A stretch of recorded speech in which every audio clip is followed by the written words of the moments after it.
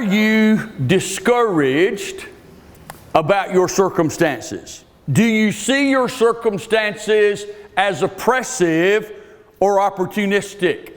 Do you see your circumstances in a positive light or in a negative light?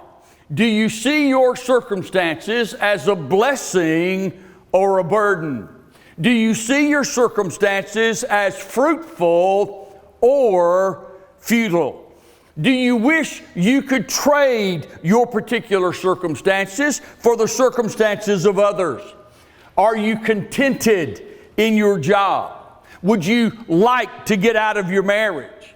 Are you satisfied with your house? Do you fantasize about a day when you might do something else, live somewhere else, or be somebody else? Are you haunted by questions regarding the presence and the power of God in the various scenarios of your life? Are you discouraged? Are you suffering from a loss of confidence about a specific situation that surrounds your life? If so, then you have something in common with many others who are here today. Discouragement, despair, despondency are all around us. However, the thrust of this message is not about discouragement and despair and despondency, but rather the thrust of this message is about help and hope. The rifle shot of everything I want to say this morning is that of overcoming discouragement and despair and despondency, and then living a life that is full and meaningful and vibrant. Now, what I want to see happen, what I've been praying will happen, is that you will leave here today seeing yourself as a conqueror in whatever circumstances happen to ensconce your life. The answer to discouragement, to despair, or to despondency is found in one word. What is that word? It is the word godliness. Say that with me, godliness. Now that's kind of a shock, isn't it? And for some people, they would even say that's kind of a letdown. I mean, you say the word godliness and immediately are evoked senses of boredom. Well, if that's you, then hang on to your hat, because you just may discover in this particular word a philosophy of living that will set almost everything right in your life. Now, godliness takes the number 6 slot on Peter's list of qualities that are found in the life of the believer who has broken out of the egg and taken flight on the winds of the Spirit. Now, we learn from Peter that these qualities are not only present in the life of the full-blown believer, but they are increasing. This person has not only grown, but this person is growing, continues to grow in his or her spiritual journey. Now, we've already considered the first 5 qualities. We have examined how they impact everyday experience. This morning, we are going to begin to take a look at the 6th quality, a quality Peter refers to as godliness. Now, in this particular word, there are no less than 3 ideas. The first idea is this: we live, you and I live in an ordered world. That is, the world is not here by chance. You are not here by chance. And the events which occur around you do not occur by chance. We could state it another way. You and I are not subject to some mindless, purposeless force that recklessly sweeps across history and our particular place in history. The second idea is that Jehovah God, who called out ancient Israel, the Father of Jesus Christ, the giver of the Holy Spirit, the inspiration of the Christian Bible, is the one who is in charge. We live in an ordered world. Jehovah God is in charge. Here's the third idea. It is the unique perspective that springs forth from the first two ideas. What is that perspective? It is the perspective that sees God at work in everything, not just in the good things, but also in the things that may not be so good. And we might use the term bad, the things that are bad. Now, I do not mean to say at all that God makes bad things happen, but rather, when bad things happen, God works even in and through that. Now, 1 week ago, we looked at perseverance, and we discovered that perseverance is saying, no matter what, I'm going to work for God. Godliness, on the other hand, says this: no matter what, God is going to work for me. Perseverance is saying, no matter what, I'm not going to quit. Godliness, on the other hand, is saying, no matter what, God's hand and God's heart are with me. Perseverance is saying, no matter what, I'm going to keep going for the kingdom. Godliness, on the other hand, is saying, no matter what, God's grace is greater than my trial, and He is doing something on my behalf. Perseverance and godliness are very different. Perseverance means we go on. Godliness means God goes on with us. Now, why is this so important? It is so important because, in fact, bad things do happen and difficulties do come. There are very few who go through life without facing disappointment and heartache. Even as believers, we will encounter the sharp, painful blows of life. And sometimes it seems that those blows are blows stacked upon blows, stacked upon blows, stacked upon blows. However, even more important than what we encounter is how we respond to what we encounter. If you don't get anything else, I want you to get this. No event is as devastating as a poor response to that event. No circumstance is as damaging as the failure to see God at work in that circumstance. How many of you have experienced something bad in the last year? Let me see your hand. Anybody? How many of you have experienced something bad in the last 3 months? Anybody? How many of you have experienced something bad in the last month? Anybody? How about in the last week? How many of you have experienced something bad in the last week? Anybody? Anybody? There you go. Simply put, godliness is trusting God regardless of what happens. Godliness is staking your life on the bedrock belief and confidence that God is at work in any and every circumstance. No exceptions, no exceptions, no exceptions, no exceptions. The idea is one of the core issues addressed by Paul in his letter to the Christians at Rome. In fact, I want you to turn to the 8th chapter of Romans, and I want you to look at what may be one of the most cherished verses in all the Bible or in all Christendom, yet at the same time, one of the most questioned verses, even one of the most doubted verses in the Bible. Now, if you have your Bible, I hope you do. We're in Romans 8. If you do not have your Bible, the words will be on the screens behind me. Notice what Paul wrote in verse 28.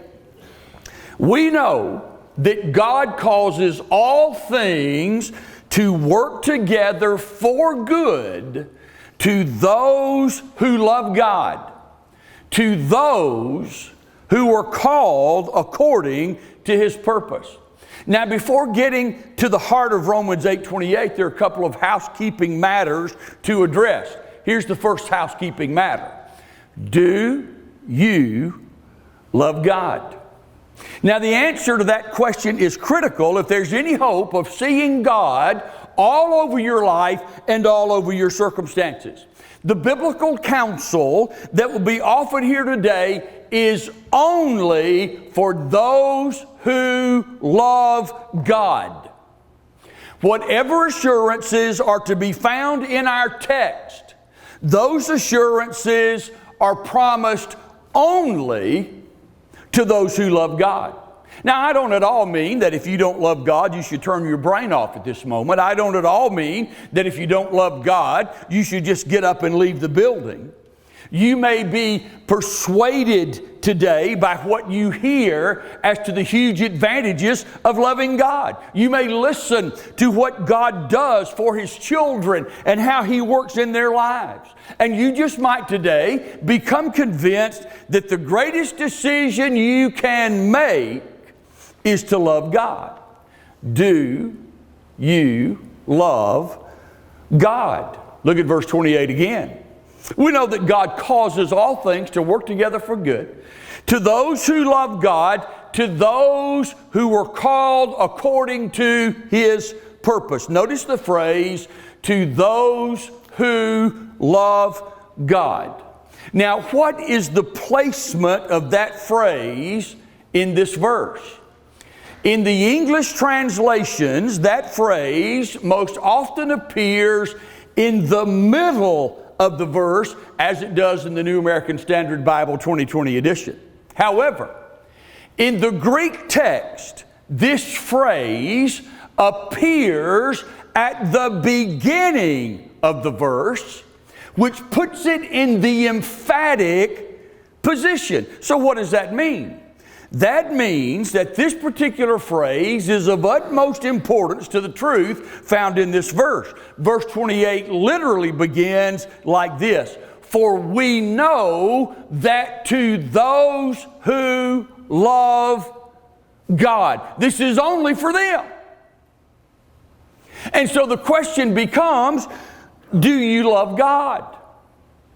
And someone may say, well, how do you measure that? How do I know if I love God or not? Well, maybe three questions can assist us in making that determination. Here's the first question. Is loving God more important to you than the outcome of any and every circumstance? Now be careful here. What if you lose your child? What if you lose your grandchild? Is loving God more important than such losses? What if you lose your home and all your possessions? Is loving God more important than that? What if the business you've put 25 or 35 years of blood, sweat, and tears into goes belly up? Is loving God more important than that? Second question. If you had to choose between a life of ease in which you could not love God, or a life of adversity in which you could love God, which would you choose? Third question. If you had to choose between being a multi-millionaire who sees no need for God, or living or being a lifelong Christian missionary in the heart of Africa or Asia, which would you choose? Someone has said that loving God is better than anything else. That loving God is better than health. That loving God is better than wealth.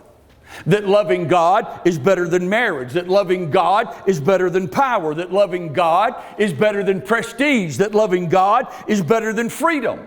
That loving God is better than all the accolades the world has to offer. That loving God is better than national championships. That loving God is better than global crowns. Do you love God? Now I want you to look at that phrase again.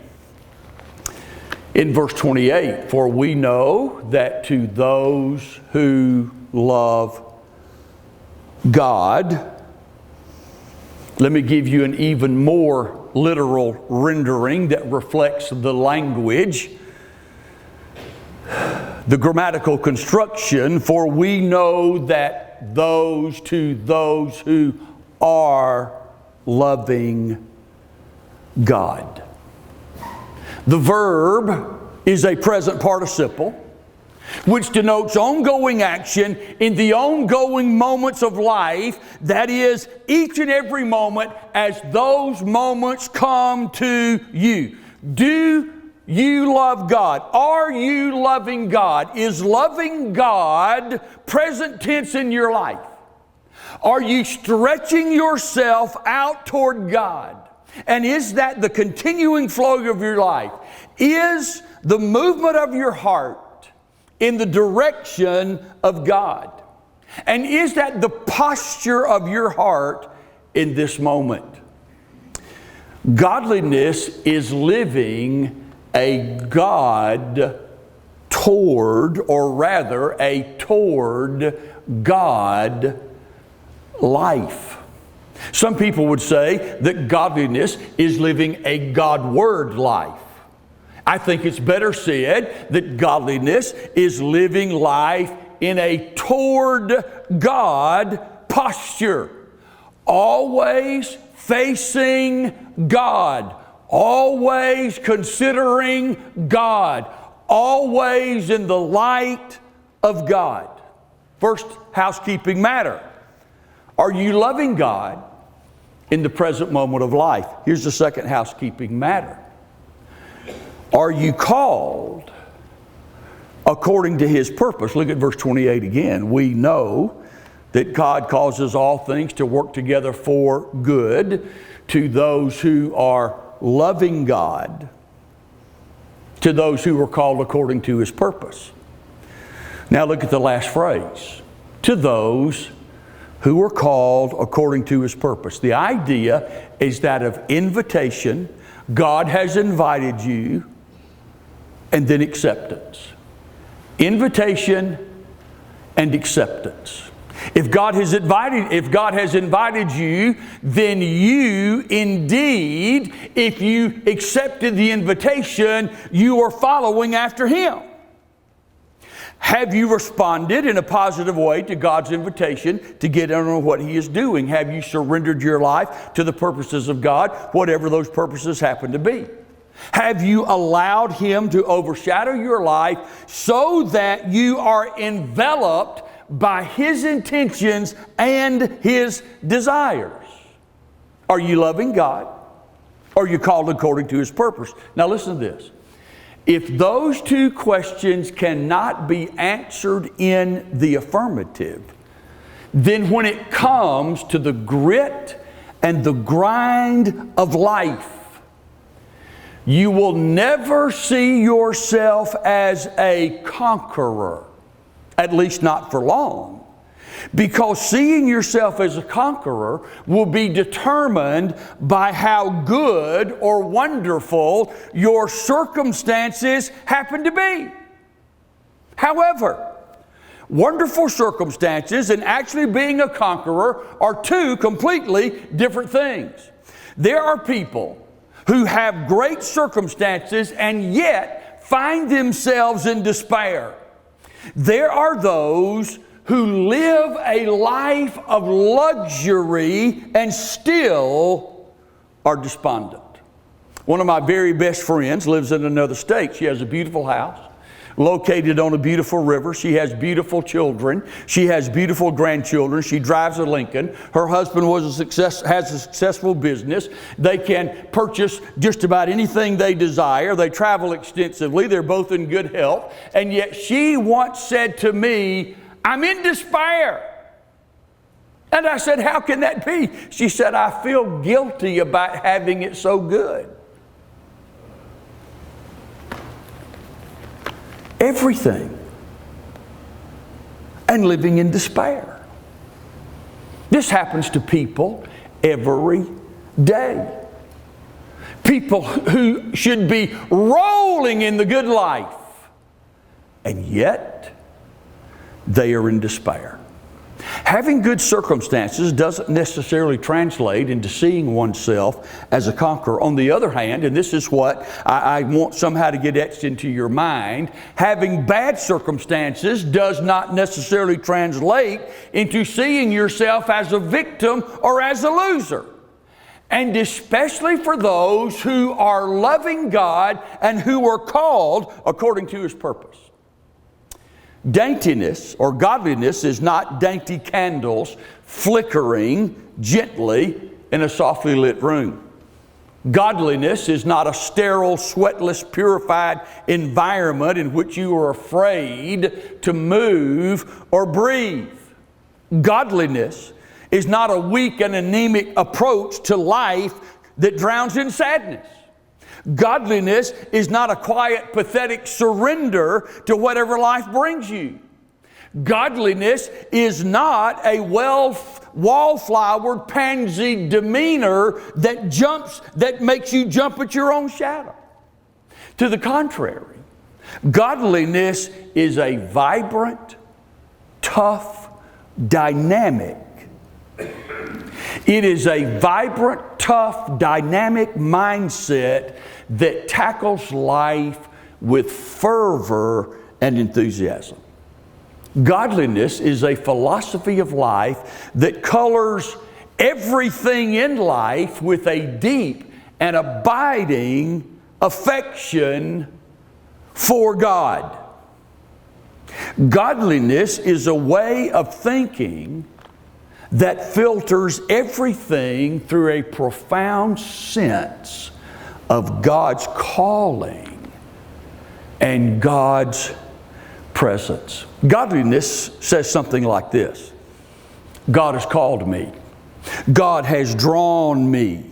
God has pulled me out of the crowd. God has interrupted my life with His presence. God has given me purpose. God has cut across the path of my life. I can't go anywhere. I can't do anything without an awareness of that spiritual dimension. A dimension that stirs excitement and that heightens expectations about outcomes.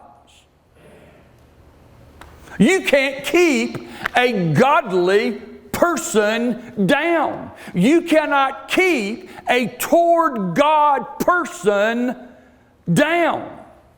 Now, you may have come here this morning like Leith Anderson, who in 1965 had graduated from Moody Bible Institute. About 3 weeks later, he took a job as a delivery man for Steuben Brothers Bakery. He received 1 week of training from a man who had driven that particular route for more than 20 years.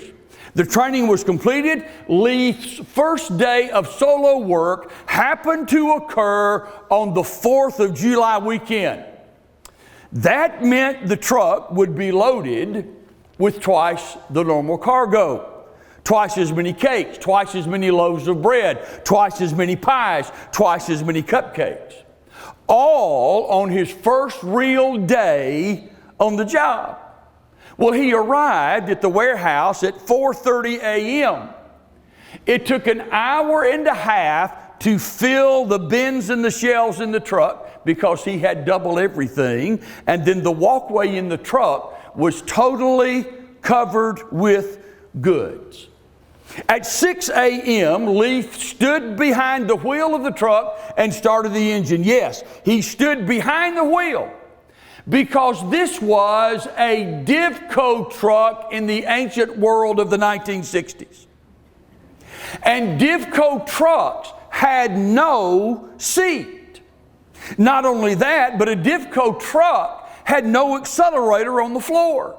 Instead, the accelerator was located on the knob at the top of the gear shift. So to go faster, the knob had to be turned clockwise. To go slower, the knob had to be turned counterclockwise. But that wasn't the most exciting part of a Divco truck. The most exciting part of a Divco truck was the one pedal on the floor that served as both the clutch and the brake. To use that pedal as a clutch, the driver would press the pedal only halfway. To use it as a brake, the driver would press the pedal all the way to the floor. Now, despite this man's lack of experience in this kind of vehicle, Leith cranked it up that morning, put it in low gear, and drove through the warehouse to the street. Everything was great until he shifted into second gear. And in so doing, simply out of habit, he pressed the pedal all the way to the floor. The truck came to a screeching halt, except for the pies and the cakes and the loaves of bread, which instantaneously went flying to the front of the truck and buried Leith Anderson. He said afterwards that it was a long time before he could think of that ordeal without getting a sick feeling in his gut. As he reflected back on that gooey mess, it seemed to Leith that his driving instructor had mentioned that such a thing could happen.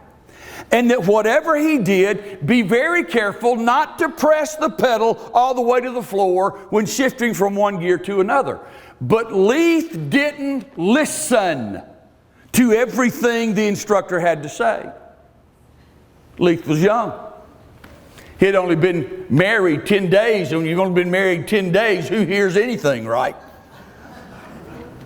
He was in love, and it was summertime. Emotions were in the air. That event became for Leith what he called one of those unlistened to lessons of life. Now I wonder, is today's scriptural truth one that was talked about in a service like this years ago, but maybe somebody wasn't listening? If folks had been listening, life likely would have been far more vibrant. Now, what about you today? Are you listening? Are you? Or will you leave this place and within a couple of days or a week or two and be right back to living life as an emotional wreck? Are you listening? You can take a step, a giant step forward toward a vibrant life this morning by taking a step toward godliness. Hey, I am not here by chance.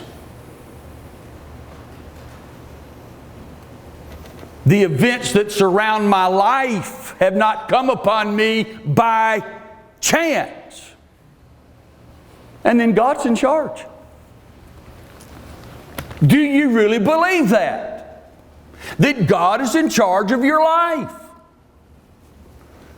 And third, I live by this unique perspective that God is at work in everything, not just the good, but also in the bad. Are you ready for a little godliness? Godliness is the cure to despair. Godliness is the remedy for despondency. Godliness is the treatment for our emotions and our thinking when we face difficulty. Godliness. Maybe prior to today, your thought of godliness was a sweet grandmother sitting by a fire with a shawl around her shoulders and knitting a blanket for you. Now that's a wonderful picture that many of us have, but you listen to me, that ain't godliness. Godliness is something else altogether. It is tough. It is vibrant. It is living a life toward God.